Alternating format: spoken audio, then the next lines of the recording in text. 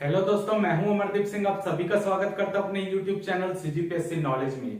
दोस्तों, जो हमारी ग्रामीण विकास वाली वीडियो सीरीज चल रही थी, आज उसमें हम जो योजना कवर करने जा रहे हैं वो है सांसद आदर्श ग्राम योजना। ये योजना भी एक काफी ज्यादा इंपॉर्टेंट है कि योजना किसके जन्म दिवस पर चालू हुई है। इस तरीके के क्वेश्चन इस योजना से बनते हैं। इस योजना में कितने चरण में क्या क्या कार्य हुआ है, पूरी चीजें हम आज की क्लास में कवर करने वाले हैं। अगर आपको वीडियो अच्छा लगे तो वीडियो को जरूर लाइक कीजिए, चैनल को सब्सक्राइब कीजिए और ज्यादा से ज्यादा अपने दोस्तों में शेयर कीजिए। और रात को ठीक 10:15 बजे अगर आपको ग्रामीण विकास और भारत के संविधान का एमसीक्यू सॉल्व करना है तो रात को ठीक 10:15 बजे लाइव हमसे जुड़ जाइएगा, जिसमें हम डेली जो है रात को 10:15 बजे एमसीक्यू कर रहे हैं। ग्रामीण विकास से भी रिलेटेड और भारत के संविधान से भी रिलेटेड सब डिटेल में कवर कर रहे हैं। जितने भी एमसीक्यू है आंसर के साथ साथ उसको डिटेल में एक्सप्लेन भी कर रहे हैं ताकि आपका वो कॉन्सेप्ट क्लियर हो सके। तो अगर आपको जुड़ना है तो रात को 10:15 बजे ठीक लाइव जुड़ जाइएगा एमसीक्यू सॉल्व करने के लिए। तो चलिए चालू करते हैं आज की योजना, वो है सांसद आदर्श ग्राम योजना। तो सांसद आदर्श ग्राम योजना स्पष्ट है, सीधा एक लाइन में आपको इसका मतलब समझ आ जाएगा। जितने भी ग्राम होते हैं उनको जो सांसद है वो अपने द्वारा गोद में लेंगे, यानी उस गांव में जितने भी उस गांव में जैसे स्वच्छता की व्यवस्था करना, स्वास्थ्य की व्यवस्था करना, बिजली पहुंचाना, ये सब जितने भी बेसिक नीड रहती है किसी भी गांव को बेहतर करने के लिए, तो वो सब जो वहां पर जितने भी आप बोल लीजिए सुविधाएं हैं उनको उपलब्ध कराया जाएगा उस गांव में। यानी एक नॉर्मल गांव को आदर्श गांव के रूप में बदलेगा, वो बाकी गांव के लिए एक आदर्श के रूप में कार्य करेगा कि बाकी गांव भी इस तरीके से तेजी से डेवलप करे और अपने क्षेत्र में ऐसी सुविधाएं भी उपलब्ध कराएं। तो जितनी भी बेसिक नीड होती है जैसे कि स्वच्छता, आपका स्वास्थ्य का, आपका परिवहन का, ठीक है, और देख रेख का, रख रखाव का, तो सभी व्यवस्था को उस गांव में प्रोवाइड कराया जाएगा और वो गांव एक आदर्श गांव बन जाएगा। तो जैसे कि इसमें क्या किया जाएगा, एक सांसद के द्वारा एक ग्राम पंचायत को गोद ले लेंगे और उस ग्राम पंचायत में जितने भी कार्य होते हैं वो अपनी सांसद निधि से वहां पर पैसा लगाएगा और उस गांव को ग्रो करवाएगा। क्लियर है? तो यहां तक अभी तक क्या होता था कि ग्राम पंचायत को विकसित करना है तो ग्राम के लोग ही मिलकर विकसित कर रहे थे, लेकिन क्योंकि सांसद एक बड़े स्तर पर निर्वाचित व्यक्ति होता है तो सांसद क्या करेंगे, उस गांव को नेतृत्व करेंगे। अगर उसको गोद लेंगे तो उसका नेतृत्व किसके हाथ में रहेगा? सांसद के हाथ में रहेगा। अभी तक नेतृत्व जो छोटे स्तर पर निर्वाचित व्यक्ति होते थे उनके हाथ में रहता था, अब बड़े व्यक्ति जो बड़े स्तर पर निर्वाचित हुआ है उसके हाथ पर उस गांव का नेतृत्व रहेगा। तो आप समझ सकते हैं कि उसमें जो बड़े स्तर पर व्यक्ति जाता है उसकी लीडरशिप क्षमता बहुत अच्छी होती, तो लोगों को बेहतर जागरूक कर सकता है। इसी के लिए उसी को ध्यान में रखते हुए इस तरीके की योजना लाई गई कि सांसद जो है अब वो गांव स्तर में विकास करने की जिम्मेदारी सांसदों को दी जाएगी। तो अगर हम बात करें छत्तीसगढ़ की, तो छत्तीसगढ़ में कितने सांसद हुए? लोकसभा के 11, राज्यसभा के 5, टोटल 16 सांसद। क्लियर है? सेम इसी के तर्ज पर फिर विधायक आदर्श ग्राम योजना है, उसको हम अगली क्लास में पढ़ेंगे। तो यहां पर देख लेते हैं सांसद आदर्श ग्राम योजना कब चालू हुई है। 11 अक्टूबर 2014 को चालू हुई है। किसकी जयंती पर? जयप्रकाश नारायण की जयंती पर, जिन्होंने सर्वोदय आंदोलन चलाया था। तो जयप्रकाश नारायण की जयंती पर 11 अक्टूबर 2014 को सांसद आदर्श ग्राम योजना का प्रारंभ किया गया है। क्लियर है? जितना डिटेल में यहाँ पे मैं आपको बता रहा हूं वहां पर आपको कहीं नहीं मिलेगा, आप देख लीजिएगा। जो और भी पढ़ाए हुए हैं जहां पढ़ाया जा रहा है सब देख लीजिए, इतनी डिटेल में आपको ये योजना नहीं मिलेगी कहीं भी। क्लियर है? तो जयप्रकाश नारायण की जयंती पर 11 अक्टूबर 2014 को सांसद आदर्श ग्राम योजना का प्रारंभ हुआ। ग्राम को आदर्श ग्राम के रूप में विकसित करना इसका लक्ष्य है कि कोई भी गांव जो सांसद गोद लेंगे उसको आदर्श गांव में विकसित किया जाएगा, वहां पर सर्व सुविधा उपलब्ध कराई जाएगी उस गांव में सांसदों के माध्यम से। क्लियर है? इसका उद्देश्य देख लेते हैं। सांसद आदर्श ग्राम योजना का उद्देश्य क्या है? आदर्श ग्राम पंचायत तैयार करने के संबंध में संसद सदस्यों की नेतृत्व क्षमता व ऊर्जा का लाभ उठाना। जैसे कि मैंने पहले ही आपको बताया कि जो सांसद होते हैं वो बड़े स्तर पर निर्वाचित होते हैं, उनका निर्वाचन क्षेत्र काफी बड़ा होता है, तो उनकी नेतृत्व क्षमता एक होती है, तभी तो वो इतने वोट पाए। अगर उनमें नेतृत्व क्षमता नहीं होती, अपने कार्यकर्ता को इकट्ठा नहीं करते, तो वो इतने बड़े स्तर पर निर्वाचित नहीं होते। तो उनके निर्वाचन की जो नेतृत्व क्षमता है उसका यहाँ पर फायदा उठाया जाएगा और उनकी ऊर्जा का लाभ उठाने के लिए योजना लाई गई कि वो अपने नेतृत्व के माध्यम से जो है गांव को प्रॉपर आदर्श गांव के रूप में विकसित कर ले। सेकंड है स्थानीय स्तर पर समुदाय को एकजुट करना, जितने भी ग्रामीण स्तर पर जितने भी समुदाय के लोग रह रहे हैं सबको एकजुट करना ताकि गांव जो है प्रॉपर उसमें सब सर्व सुविधा युक्त गांव बन सके। अगर सब छिटके पिटके रहेंगे तो वहां पर क्या होगा, कोई भी भागीदारी अपनी सुनिश्चित नहीं करेगा विकास में। अगर स्वच्छता की जा रही है टॉयलेट बनाने के बाद भी क्या करेगा, बाहर जाके शौच करेगा, तो टॉयलेट बनाने का मतलब क्या हुआ, तो सभी को एकजुट करेंगे तभी तो वो समुदाय स्तर पर अच्छा काम कर पाएंगे, गांव को बेहतर सुविधाएं मिलेगी, जो सुविधा मिलेगी उसका प्रॉपर यूज कर पाएंगे। थर्ड है विभिन्न सरकारी कार्यक्रम और निजी व स्वैच्छिक पहलों में तालमेल बिठाना, यानी सरकारी जितनी भी योजना चल रही है और निजी योजना जितनी भी चल रही है गांव को बेहतर बनाने के लिए, वो सबको एकजुट करके तालमेल बिठाकर सब में काम किया जाएगा। तो यही है सांसद आदर्श ग्राम योजना का उद्देश्य।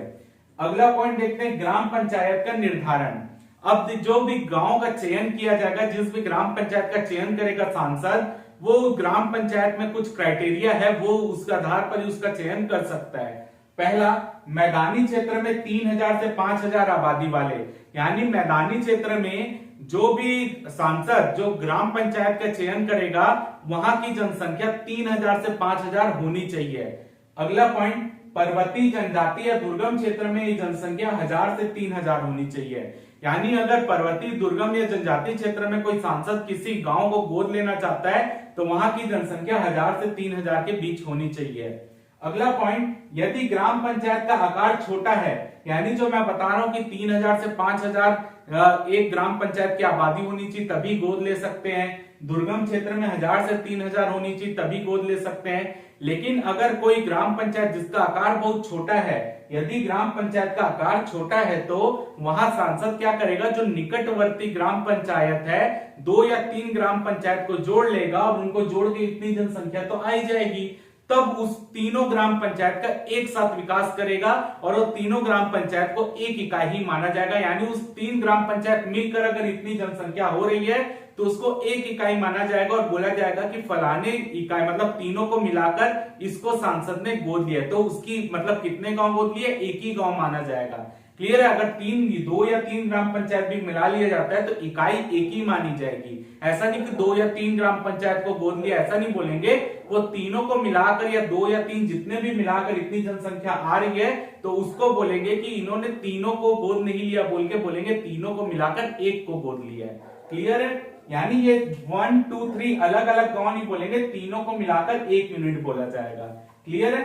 अगला पॉइंट, संसद सदस्य आदर्श ग्राम के रूप में विकसित करने के लिए अपने खुद के या अपनी दंपत्ति के गांव से अलग किसी भी ग्राम पंचायत का चयन करने हेतु स्वतंत्र है। यानी अगर कोई सांसद जो है किसी गांव को गोद लेना चाहता है तो वो अपने गांव को भी गोद ले सकता है, यानी वो जहां पर रहता है या जहां उसका मतलब बात समझ लिया, हम बोलते हैं ना सबका एक गांव होता है जिस जहां जन्म होता है, या हम घूमने जाते हैं सबका एक मामा नाना चाचा सबका घर होता है, तो अगर वो चाहता है तो खुद के गांव को भी गोद ले सकता है, और अगर वो नहीं चाहता तो वो किसी और गांव को भी गोद ले सकता है। इसके लिए कोई बाउंडेशन नहीं है, वो गांव का चयन करने के लिए स्वतंत्र है। यानी वो कौन सी ग्राम पंचायत का चयन करेगा उसके लिए वो स्वतंत्र है, वो खुद के ग्राम पंचायत का भी चयन कर सकता है, अदर किसी और ग्राम पंचायत का भी चयन कर सकता है। क्लियर है? अगला पॉइंट देखते हैं, लोकसभा संसद सदस्य को अपने निर्वाचन क्षेत्र से ही ग्राम पंचायत का चयन करना होगा। यानी जो लोकसभा का सांसद होता है वो अपने निर्वाचन क्षेत्र के भीतर ही आने वाले किसी गांव का चयन करेगा, चाहे वो खुद के गांव का चयन करे या अपने निर्वाचन क्षेत्र में आने वाले किसी और गांव का चयन करे, लेकिन उसका जो गांव रहेगा वो उसके निर्वाचन क्षेत्र के भीतर आना चाहिए। ठीक है, जैसे कि मान लेते हैं ये एक निर्वाचन क्षेत्र है लोकसभा का, और लोकसभा सांसद का ये एक गांव है जो उसके निर्वाचन क्षेत्र में आ रहा है, तो वो इसका भी चयन कर सकता है, इसको छोड़ के किसी और गांव का भी चयन कर सकता है, उसके लिए कोई बाउंडेशन नहीं है। यानी वो अपने ही निर्वाचन क्षेत्र में किसी गांव का चयन करने के लिए स्वतंत्र है। अगला पॉइंट, राज्यसभा संसद सदस्य को उस राज्य से जहां से वह निर्वाचित अपने पसंद के जिले के ग्रामीण क्षेत्र से ग्राम पंचायत का चयन करना होगा। यानी क्योंकि आपको पता राज्यसभा में भी सांसद जाते हैं, छत्तीसगढ़ से 5 सांसद राज्यसभा में गए हैं, और आपको पता है अभी 2 नए नाम आए हैं कांग्रेस की तरफ से जो यहां से राज्यसभा के सांसद होंगे, जिसमें राजीव शुक्ला का नाम और रंजीत मैडम का जो नाम है उसमें, ठीक है 2 लोगों का नाम है उसमें, तो आप सोचिए, एक जो है राजीव शुक्ला जो है वो दिल्ली के रहने वाले, रंजीत मैडम जिनका नाम आ रहा है वो बिहार की रहने वाली, लेकिन उनको कहां से चुनकर भेजा जा रहा है? छत्तीसगढ़ से चुनकर भेजा जा रहा है। तो उनका राज्यसभा से निर्वाचन क्षेत्र क्या हुआ? छत्तीसगढ़ हुआ। तो वो लोग क्या करेंगे, जब उनको आदर्श ग्राम के रूप में चयन करना होगा तो वो छत्तीसगढ़, क्योंकि उनका निर्वाचन क्षेत्र क्या है? छत्तीसगढ़ है, तो वो छत्तीसगढ़ राज्य के किसी भी जिले के किसी भी ग्राम पंचायत का चयन कर सकते हैं। क्लियर है? तो राज्यसभा संसद सदस्य को उस राज्य से जहां वह निर्वाचित अपने पसंद के जिले के ग्रामीण क्षेत्र से ग्राम पंचायत का चयन करना होगा। क्योंकि उनका निर्वाचन क्षेत्र वो छत्तीसगढ़ से निर्वाचित होकर जाएंगे, तो उनको अगर चयन करना होगा तो छत्तीसगढ़ राज्य के भीतर ही चयन करेंगे। ऐसा नहीं कि जहां रहते हैं वहां का, वो निर्वाचित कहां से हो रहे हैं? छत्तीसगढ़ से। भले वो रहने वाले कहां है? राजीव शुक्ला रहने वाले दिल्ली के हैं, और रंजीत जो मैडम जो निर्वाचित होगी वो जो है वो बिहार की रहने वाली है।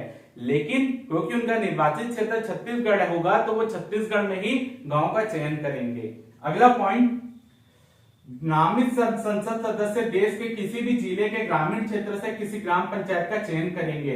देखिए, लोकसभा में भी नामित सदस्य होते हैं जो एंग्लो इंडियन होते हैं, अभी तो उनका नियुक्ति खत्म कर दिया गया है। लेकिन इसके अलावा आप देखेंगे तो राज्यसभा में 12 सदस्य राष्ट्रपति के द्वारा नामित किए जाते हैं। तो वो सब जो है वो अपनी पसंद से पूरे भारत में कहीं भी राज्य से, कहीं भी जिले से किसी गांव का चयन कर सकते हैं, यानी उनके लिए कोई फाउंडेशन नहीं है।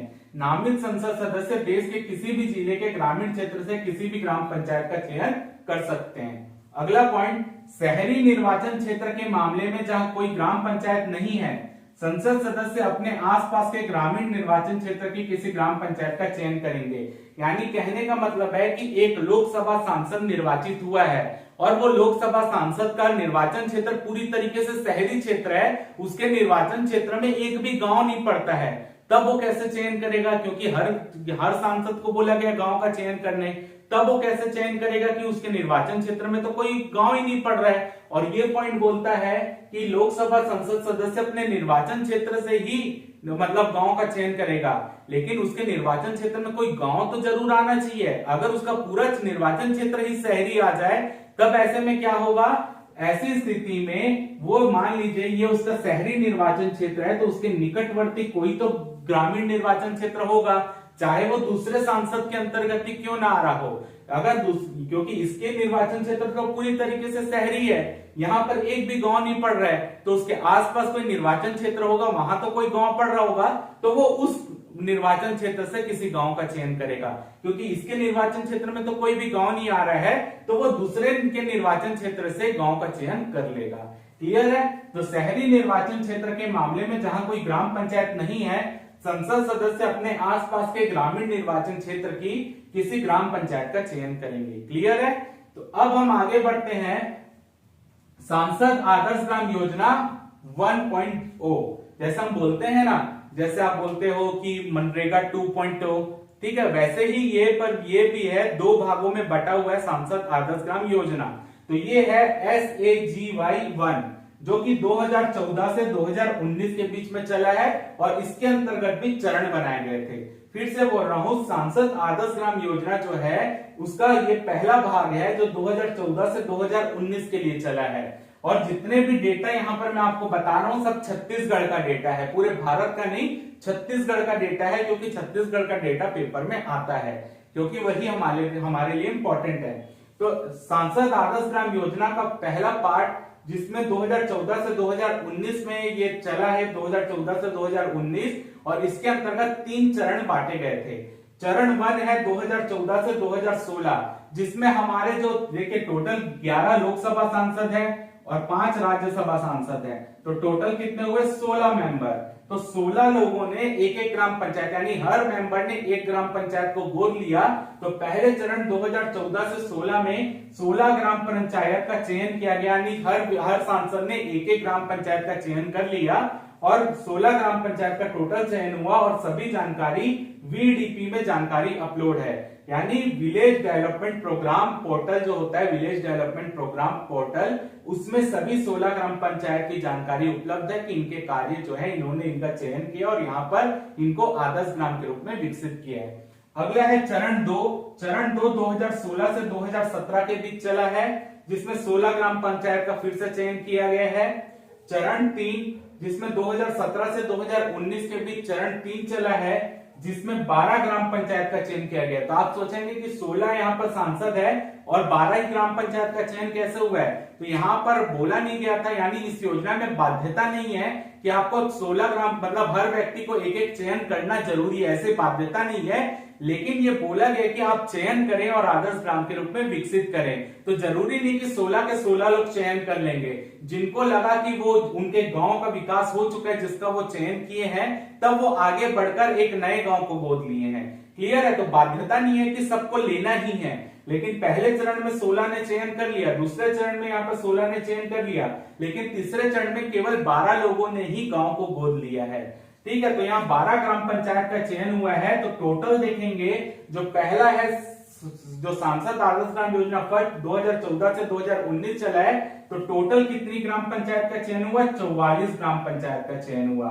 16, 16, 12, जिसमें से 43 की जानकारी बीडीपी में अपलोड हो चुकी कि 43 गांव आदर्श गांव के रूप में बदल चुके हैं। क्लियर है? एक गांव बचा था पहले, ये वाले पार्ट को 1.0 पार्ट को खत्म होने में एक बचा हुआ था। 43 की जानकारी बीडीपी में अपलोड है विलेज डेवलपमेंट प्रोग्राम में कि 43 का काम कंप्लीट हो चुका है। क्लियर है? अब यहाँ पर आता है सांसद आदर्श ग्राम योजना 2.0, जिसमें 2019 से 2024 तक का इसका कार्यकाल है। तो पहले वाले का 2014 से 19 था, जिसमें 3 चरण थे। अब है सांसद आदर्श ग्राम योजना पार्ट 2, जिसमें 2019 से 24, तो चरण नंबर है 4। 1, 2, 3 हमने यहां काउंट कर लिया, तो इसको हम बोलेंगे चरण 4। चरण 4 जो है 2019 से 20, जिसमें 16 ग्राम पंचायत का चयन किया गया है। अगला चरण चरण 5 2020 से 21, जिसमें 13 ग्राम पंचायत का चयन हुआ है कि 13 ग्राम पंचायत को सांसदों ने गोद लिया है। ठीक है, फिर आता है चरण 6 2021 से 22, उसमें 12 ग्राम पंचायत का चयन किया है। चरण 7 2022 से 23, जिसमें 10 ग्राम पंचायत का चयन किया जा चुका है। और 2023 से 24 के लिए भी 10 ग्राम पंचायत का चयन हो चुका है चरण 8 के अंतर्गत। तो आप देखेंगे यहाँ पर 2019 से 24 तक का अभी तक पूरा तय कर लिया गया है कि 2019-20 में जो 16 ग्राम पंचायत का चयन हुआ उसका पहले विकास करेंगे, फिर उसके बाद ये 13 ग्राम पंचायत का चयन हुआ उसमें करेंगे, 21-22 में 12 का करेंगे, 2022-23 में 10 ग्राम पंचायत का चयन हुआ है तो उसका कार्य करेंगे, और 2023-24 के लिए पहले से एडवांस रूप से 10 ग्राम पंचायत का चयन हो चुका है। तो टोटल देखेंगे 16, 13, 12, 10 और 10, तो टोटल 61 ग्राम पंचायत का चयन हुआ है सांसद आदर्श ग्राम योजना 2.0 के अंतर्गत। क्लियर है? टोटल 61 ग्राम पंचायत का चयन है, जिसमें से 33 की जानकारी 33 की जानकारी पोर्टल में उपलब्ध है, यानी बीडीपी पोर्टल में उपलब्ध है कि 33 का काम कंप्लीट होने आ गया है। क्लियर है? बाकी आपको जो डेटा मैंने बताया है आपको रटने की जरूरत नहीं है, कोई याद करने की जरूरत नहीं है। बस इतने याद रखिए कि सांसद आदर्श ग्राम योजना जो 2014 से 19 चली उसमें टोटल कितने ग्राम पंचायत का चयन हुआ है? 44। चरण 1, 2, 3 याद करने की कोई जरूरत नहीं है। सांसद आदर्श ग्राम योजना सेकंड में कितने ग्राम पंचायत का चयन हुआ है? 61। बस इतना याद रखना है। कितने का जानकारी पोर्टल में है? 43। कितने की जानकारी पोर्टल में? 33। बस इतना याद रखिए। बाकी 16, 12, 44 इतना कोई याद रखने की जरूरत नहीं है आपको। जो मैंने डायरेक्ट बताया 44 इतना और 61 इतना, बस इतना याद कीजिए। बाकी इस योजना से पेपर में क्वेश्चन आने की संभावना मेरे हिसाब से 1-2 क्वेश्चन बन सकते हैं, जैसे कि एक जयप्रकाश नारायण के ऊपर बन सकता है, एक हमने जो ये ग्राम पंचायत का निर्धारण कैसे किया जाता है इसके ऊपर क्वेश्चन बन सकता है। और अगर डेटा पूछेगा तो आपसे ये 44 और 61 वाला पूछ सकता है। इसके अलावा इस पार्ट से कोई क्वेश्चन बनने की संभावना नहीं है। क्लियर है? तो आप इसको स्क्रीनशॉट ले लीजिए।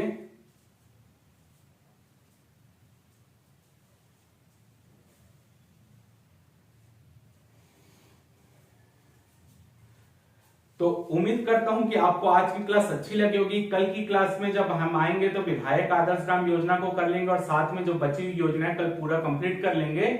उसके बाद जितने भी योजना का पार्ट है वो हमारा कंप्लीट हो जाएगा। क्लियर है? तो उम्मीद करता हूं कि आपको आज की क्लास अच्छी लगी होगी। अगर आपको वीडियो अच्छा लगा तो वीडियो को जरूर लाइक कीजिए, चैनल को सब्सक्राइब कीजिए, ज्यादा से ज्यादा शेयर कीजिए। फिलहाल के इस वीडियो में सिर्फ इतना ही। जय भारत, जय छत्तीसगढ़।